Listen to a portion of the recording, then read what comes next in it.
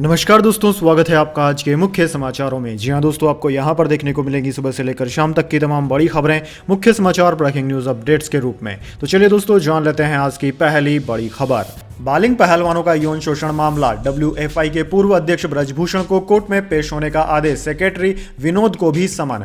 जी हां दोस्तों, भारतीय कुश्ती संघ के पूर्व अध्यक्ष ब्रजभूषण पर 6 बालिंग पहलवानों के यौन शोषण केस की शुक्रवार को दिल्ली की राउज एवेन्यू कोर्ट में सुनवाई हुई। कोर्ट ने ब्रजभूषण शरण सिंह और उनके सेक्रेटरी विनोद तोमर को तलब किया। इसको लेकर कोर्ट ने समन जारी कर दोनों को 18 जुलाई को कोर्ट में पेश होने का आदेश दिया। इससे पहले इस केस की सुनवाई 1 जुलाई को हुई थी। दिल्ली की राउज एवेन्यू कोर्ट ने यौन उत्पीड़न मामले में दायर आरोप पत्र पर संज्ञान लेने पर विचार के लिए 7 जुलाई की तारीख तय की थी। दोस्तों, ब्रजभूषण शरण सिंह के खिलाफ नाबालिग पहलवान के बयानों पर दर्ज केस की क्लोजर रिपोर्ट पर बीते मंगलवार को दिल्ली की राउज एवेन्यू कोर्ट में सुनवाई हुई। कैंसिलेशन रिपोर्ट पर चर्चा के बाद कोर्ट ने बयान बदलने पर नाबालिग पहलवान और उसके पिता को नोटिस जारी कर बयान बदलने की वजह पूछी। कोर्ट ने 1 अगस्त तक जवाब मांगा है। इसके बाद दोस्तों, अगली बड़ी खबर। मोदी बोले, छत्तीसगढ़ को एटीएम समझती है कांग्रेस। गंगा जी की झूठी कसम खाकर 36 वादे किए, हजारों करोड़ का शराब घोटाला कर दिया।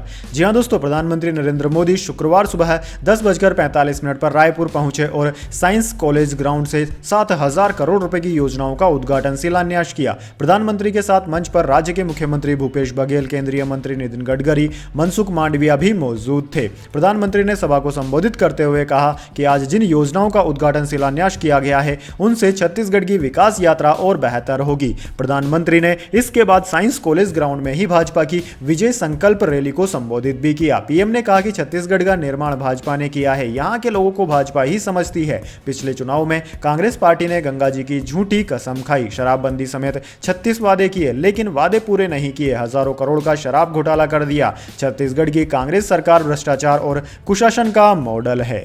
इसके बाद दोस्तों, अगली बड़ी खबर। मानहानि केस में अब सुप्रीम कोर्ट जाएंगे राहुल गांधी। कांग्रेस बोली, हाईकोर्ट का फैसला निराशाजनक लेकिन अप्रत्याशित नहीं। जी हां दोस्तों, मोदी सरनेम वाले मानहानि मामले में राहुल गांधी को निचली अदालत से दोषी ठहराए जाने के फैसले को गुजरात हाईकोर्ट ने बरकरार रखा है और कांग्रेस नेता को कोई राहत नहीं दी है। राहुल गांधी को लेकर शुक्रवार को आए गुजरात हाईकोर्ट के फैसले के बाद कांग्रेस नेता अभिषेक मनु सिंघवी ने प्रेस कॉन्फ्रेंस की है। अभिषेक मनु सिंघवी राहुल गांधी के वकील भी हैं। उन्होंने बताया कि राहुल गांधी के इस मामले में अब सुप्रीम कोर्ट का रुख किया जाएगा। उन्होंने गुजरात हाईकोर्ट के फैसले को निराशाजनक करार दिया। साथ ही कहा कि यह अप्रत्याशित फैसला नहीं है। सिंघवी ने कहा कि 66 दिन बाद फैसला आया है और फैसले की कॉपी 10 मिनट बाद जारी हुई है। उन्होंने कहा कि पूर्णेश मोदी की मानहानि कैसे हुई, इसका जवाब नहीं मिला। राहुल गांधी के भाषण में द्वेष कहां है, यह भी साबित नहीं होता कि इसका भी जवाब नहीं मिला कि याचिकाकर्ता को नुकसान क्या हुआ। इसके बाद दोस्तों, अगली बड़ी खबर। गर्मी ने 3 दिन तोड़ा रिकॉर्ड, पूरी दुनिया को हुआ बुखार, वजह क्लाइमेट चेंज और अल नीनो। जी हां दोस्तों, 3 जुलाई से 5 जुलाई 2005 तक दुनिया ने रिकॉर्ड तोड़ गर्मी महसूस की। 1989 के बाद पहली बार इस स्तर की गर्मी हुई है। या तो 44 साल पहले उस समय के तापमान की बराबरी हुई है, या फिर चढ़ते पारे ने उसे भी पीछे छोड़ दिया है। दरअसल दोस्तों, 3 जुलाई को दुनिया का औसत तापमान 17 डिग्री सेल्सियस था, लेकिन 4 और 5 जुलाई को इसके भी आगे बढ़ गया। 4 और 5 जुलाई को औसत तापमान 17.2 डिग्री सेल्सियस हो गया। आप कहेंगे कि ये कोई तापमान है, ये तो कुछ भी नहीं है, लेकिन यहाँ बात दोस्तों हो रही है पूरी दुनिया के औसत तापमान की। यह उत्तरी और दक्षिणी गोलार्ध के तापमान का औसत है। ध्रुवों पर इस समय सर्दी है। तापमान में इस बढ़ोतरी की वजह है जलवायु परिवर्तन और अल नीनो को माना जा रहा है। इसके बाद दोस्तों, अगली बड़ी खबर। बीजेपी ने 4 राज्यों के चुनाव प्रभारियों का ऐलान किया। भूपेंद्र यादव को एमपी तो राजस्थान में प्रहलाद जोशी को कमान। जी हां दोस्तों, भारतीय जनता पार्टी ने इसी साल 4 राज्यों में होने वाले विधानसभा चुनावों के लिए अपने चुनाव प्रभारियों की नियुक्ति कर दी है। इसी क्रम में बीजेपी ने राजस्थान में प्रहलाद जोशी को चुनाव प्रभारी नियुक्त किया, जबकि नितिन पटेल और कुलदीप बिश्नोई को सह प्रभारी बनाया गया है। उधर दोस्तों, मध्य प्रदेश में भूपेंद्र यादव को चुनाव प्रभारी की कमान सौंपी गई है। साथ ही अश्विनी वैष्णव सह प्रभारी बनाया गया है। इसके साथ ही छत्तीसगढ़ में ओम प्रकाश माथुर को चुनाव प्रभारी और मनसुख मांडविया को सह प्रभारी बनाया, और तेलंगाना में प्रकाश जावड़ेकर को चुनाव प्रभारी और सुनील बंसल को सह प्रभारी की जिम्मेदारी दी गई है। दोस्तों, बीजेपी ने राजस्थान में आगामी विधानसभा के लिए प्रहलाद जोशी को बड़ी जिम्मेदारी सौंपी। वहीं गुजरात के पूर्व डिप्टी सीएम नितिन पटेल और कुलदीप बिश्नोई को सह प्रभारी बनाया है। इसके बाद दोस्तों अगली बड़ी खबर, बालासोर ट्रेन हादसे में रेलवे के 3 अधिकारी अरेस्ट, गैर इरादतन हत्या का केस दर्ज, गई थी 292 लोगों की जान।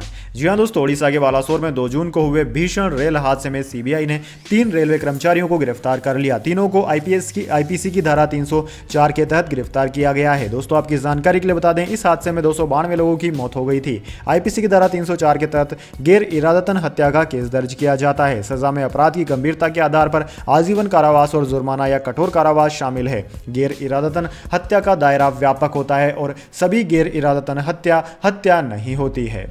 इसके बाद दोस्तों अगली बड़ी खबर, सनातन भारत का जीवंत उदाहरण है गीता प्रेस, शताब्दी समारोह में बोले सीएम योगी आदित्यनाथ। जी हां दोस्तों, यूपी के सीएम योगी आदित्यनाथ ने कहा है कि गीता प्रेस अपनी 100 वर्ष की शानदार यात्रा को लेकर आगे बढ़ा है, लेकिन विगत 75 वर्षों में आज तक कोई प्रधानमंत्री गीता प्रेस में नहीं गया, क्योंकि यह सनातन भारत का जीवंत उदाहरण है। वो गोरखपुर में गीता प्रेस के शताब्दी समारोह में बोल रहे थे। योगी आदित्यनाथ ने कहा कि ये नए भारत के प्रधानमंत्री का अनुयायी बनकर उनके मार्ग का अनुसरण करते हुए दुनिया की सबसे बड़ी ताकत के रूप में स्थापित करने के उनके संकल्प के साथ कार्य कर रहा है। योगी ने कहा कि हम सभी ने बीते 9 वर्षों में भारत के विकास की यात्रा के साथ साथ आस्था और विरासत को मिल रहे सम्मान व वैश्विक स्तर पर मिल रही पहचान को देखा है। यूपी के सीएम ने कहा कि योग भारत की अति प्राचीन विद्या रही है, लेकिन पहली बार योग को वैश्विक मान्यता मिली है। 21 जून की तिथि को संयुक्त राष्ट्र संघ के द्वारा विश्व योग दिवस के रूप में मान्यता देकर माननीय प्रधानमंत्री जी के प्रस्ताव को वैश्विक मान्यता दी गई है।